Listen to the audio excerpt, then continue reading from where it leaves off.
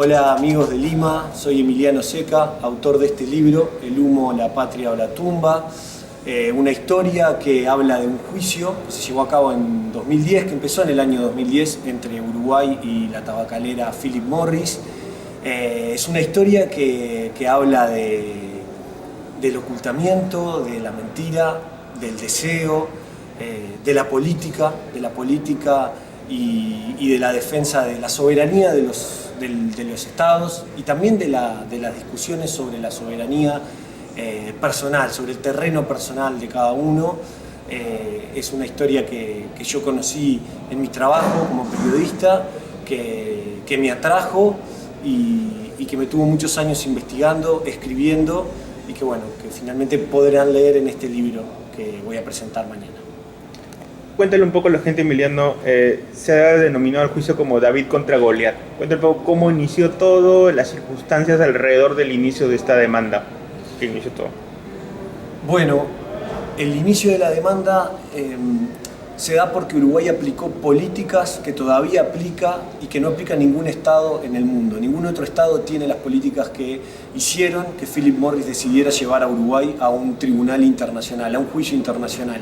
Esto tiene un contexto bastante grande. Los estados firman tratados de libre comercio con otros estados que tienen a estas empresas donde estas empresas tienen su sede.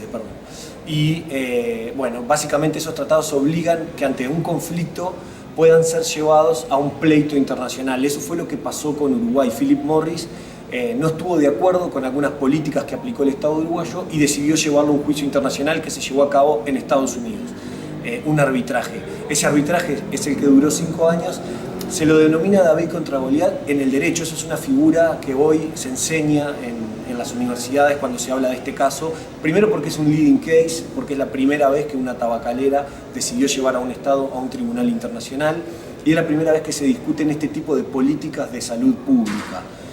Y también por la diferencia que existía entre ambos contendientes en este juicio. Esta empresa tiene un PBI más grande que el PBI del Uruguay, pudo contratar 3 estudios de abogados para su defensa, estaba acostumbrada a tener pleitos de este tipo, el Estado uruguayo nunca había tenido un pleito de este tipo, el estudio que contrató era más chico que cualquiera de los estudios que Philip Morris tenía, entonces esa simetría se puso en juego. Pero ahí entra la política, porque en negociaciones, en alianzas que el Estado uruguayo construyó en ese camino, esas asimetrías se achican, en la política aparecen aliados inesperados, aparece en esta historia Michael Bloomberg defendiendo a Uruguay, aparecen la OPS, otros organismos internacionales que intervienen en la disputa. Y finalmente la discusión empieza a tener un poco más de margen para que, finalmente el juicio que se termina en el año 2016 tiene como victorioso a Uruguay en este juicio, específicamente en el juicio. Pero la figura de David contra Goliat supone la derrota de uno de los contendientes. Sin embargo, en este caso, eso no ha sido lo que ha pasado. No era una empresa derrotada antes y no es una empresa derrotada después por este juicio, pero sí la historia pone, insisto, a discutir mucho de los temas que hacen a nuestra vida cotidiana, al ser humano y a las grandes disputas que ya no solo tienen que ver, en este caso, con una discusión sobre políticas de salud pública, sino con las discusiones que hay a nivel de justicia, los grandes temas que se llevan ahí y lo difícil y compleja que puede ser una discusión para decidir qué es lo justo en una disputa entre dos contendientes. Emiliano, pudiste haber escrito un libro, digamos, un panfleto en contra del humo de tabaco y en contra de las tabacaleras. Sin embargo, tu libro no es eso. ¿Qué priorizaste? ¿La historia por sobre todas las cosas? Sí, prioricé lo que te decía al principio en relación a cuáles eran los temas que tenía esta historia. Y ahí me parece que a mí no me interesaba la pelea contra el consumo del tabaco, no era una disputa, pero tampoco es porque esté a favor o en contra, es que realmente no era el tema para mí, sino que al estudiar el desarrollo, por ejemplo, de la industria tabacalera en el siglo XX, lo estudian historiadores a este tema para hablar sobre la historia de la mentira o del ocultamiento. Entonces, eso sí me atraía mucho más. ¿Cómo se puede poner a operar una máquina que sirva para mentir o para ocultar? ¿Quiénes deciden enfrentarse a eso? Y hablar de las consecuencias que eso tiene y por qué lo hacen, por qué aparecen esas obsesiones, por qué aparece ese deseo y qué papel juega el deseo en todos los involucrados en esta historia, en aquellos que ven en el tabaco o en el cigarrillo un objeto que representa el amor, que representa el éxito, que representa el crecimiento personal, que representa la seducción, que para todos puede ser, es una imagen que funciona. ¿Quién crea esa imagen? ¿Quién trabaja esa imagen y de qué lugar lo hace? ¿Y quiénes deciden enfrentarse a eso? ¿Y por qué lo hacen? ¿Y qué intereses los mueven?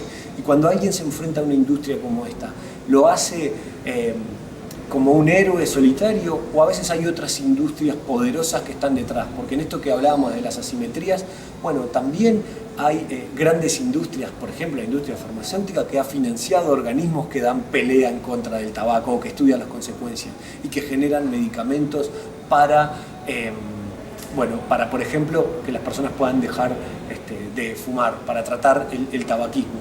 Bueno, ¿cómo funciona esa maquinaria? Ese tipo de cosas me atraían. Y por supuesto, me atraía ver también funcionar la maquinaria judicial, en este caso del arbitraje, que es un juicio privado, ¿no? Que tiene sus particularidades, por ejemplo, en las audiencias, en la forma de disputa, en los árbitros. O sea, los jueces en estos casos son 3 árbitros, uno que elige cada parte y uno neutral, que es el que preside el juicio. En qué condiciones se desarrollan, cómo se preparan esos abogados o esos profesionales para dar esa discusión, quiénes son los testigos en esta historia. Bueno, contar quiénes eran esos personajes y qué pasó en esas vidas era lo que me atrajo de todo esto, más que la pelea o la militancia. Probablemente alguien que tiene una militancia contra el tabaco podrá encontrar acá argumentos que le llaman la atención a su favor. Quizás hay cosas que no le gusten, quizás aquellos que tienen intereses comerciales o de otro tipo, o simplemente una relación placentera, o creen que esta no es una batalla interesante, también encontrarán algunas cuestiones a favor y en contra. No era, insisto, la idea ni la historia para mí. La historia para mí hablaba de todas estas otras cosas. Penúltima pregunta, Emiliano. Cuéntale un poco a los estudiantes de periodismo que van a llegar a leer tu libro un poco cómo fue la historia detrás, los entretelones, digamos, la asesoría de Martín Caparrós, el tiempo que te tomaste, los retos, lo más difícil, si en algún momento estuviste por abandonar el proyecto. ¿Qué le puedes contar a los entretelones a la gente sobre tu libro? Bueno, primero que el periodismo me dio herramientas para trabajar la historia, para extraer los materiales que después fueron insumos para escribir una historia que tiene quizás un sentido más cercano a lo literario y no tanto al periodismo de investigación, por lo menos al que yo estaba acostumbrado quizás al principio de mi trabajo. El periodismo lo que me permitió fue usar esas herramientas que también las puede usar alguien que hace literatura. Hice entrevistas, crucé lecturas, documentos, a partir de la construcción de una base sobre la que trabajar. Bueno, se plantea el desafío de cómo contar la historia. Por supuesto que el periodismo tiene ese desafío y en este caso, se encuadra dentro de lo que se denomina periodismo narrativo hoy. Bueno, apelar a las herramientas de la literatura quizás, o a las formas para que la historia sea contada de esa manera y no solamente a través de los datos, que muchas veces dicen cosas, pero bueno, no cuentan una historia. Había que contar la historia, o el resultado de un juicio o un fallo judicial tiene una historia que a veces hay que extraer con los personajes, trabajarlo. Entonces bueno, eso también lleva mucho tiempo, lleva la elección de una forma de contarlo. En este caso, para mí, el libro se compone de un mosaico de historias que por sí solas tienen un valor, pero que a su vez hacen a la gran historia de este caso. Entonces, bueno, trabajar cada historia como una pieza trabajar cada personaje, pero sobre todo eso. Y después también tener la licencia de trabajar como personajes a una empresa, en este caso a Philip Morris, y trabajar como personajes a un estado, a un país. Bueno, ¿de qué se trata ese país? ¿Qué compone ese país en este caso y en esta historia en particular? Y a los protagonistas de esta historia en relación a la historia y también a la empresa, ¿no? ¿Qué imagen se puede extraer de esa empresa? No solo un balance, no es solamente un balance, no es solamente un número, no es solamente un producto. Hay otras cosas ahí que pueden operar en una historia y que se pueden contar. Entonces, bueno, en el taller con Caparrós trabajé un poco esa idea de cómo contar la historia. Y también a lo largo del trabajo, con la edición, con los distintos momentos de la escritura. Así que sí, el periodismo muchas veces, o por lo menos la práctica del oficio, sirve como punto de partida para recorrer la historia y después trabajar esa historia con otras herramientas que quizás no están tan cercanas a la práctica cotidiana, ¿no? Hay otros ejemplos, por supuesto que este libro tiene mucho de periodismo, porque bueno, es mi oficio y es con lo que me aproximé al tema y con lo que me aproximo muchas veces a las historias. ¿La literatura puede afectar, puede tocar para bien una sociedad? ¿Cuánto crees que si tu historia va a dar la vuelta al mundo, llega a Perú, va a ser traducida a otros idiomas? ¿Cuál es el poder real de la literatura hoy en la sociedad contemporánea, digamos? Yo no sé si puede afectar a una sociedad o si uno puede hacer en esto como me decías recién, un panfleto o una militancia de algo. Lo que sí creo es que puede afectar sí a una persona, una historia, una buena historia, de alguna manera. Y no para que le determine a esa persona qué es lo que tiene que hacer o cómo lo tiene que hacer, sino para que pueda pensar en estas cuestiones, en su relación con el deseo, en sus obsesiones, en lo que puede definir como algo que le hace bien o le hace mal. Y no lo digo en términos individualistas, digo que una historia te puede afectar para comprender o para cambiar una mirada en relación al amor, a los grandes temas que uno puede tener en la vida. Entonces, creo que sí, que a mí, y esto lo digo más como una evidencia anecdótica, la literatura me ha afectado de muchas maneras durante mi vida y seguramente sería otra persona si no hubiera leído los libros que he leído y ni tenido el deseo de seguir lo que escriben algunos autores que me atraen. Entonces, eso sí creo que es importante. Después, y bueno, creo que los cambios sociales y los cambios políticos se dan a través de otras construcciones colectivas que también suceden. Esta historia es un ejemplo de algo que la política hizo a través de las herramientas que tenía para cambiar una sociedad.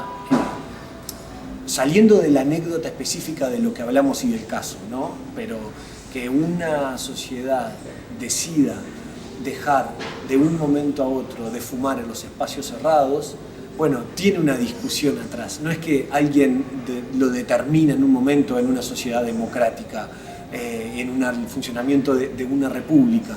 Ahí lo que sucede es que hay personas que negociaron, que hicieron política, que hablaron con la gente, que convencieron a una gente, que lograron un cambio y que eso se llevó adelante. Y eso puede llevar años, puede llevar mucho tiempo. Esa historia también es parte de eso. Y seguramente, bueno, no sé si la literatura tiene que ver con ese tipo de cosas, pero sí creo que puede cambiar la vida de las personas. Pero la principal herramienta para generar cambios para mí sigue siendo la política y esta historia un poco habla de eso.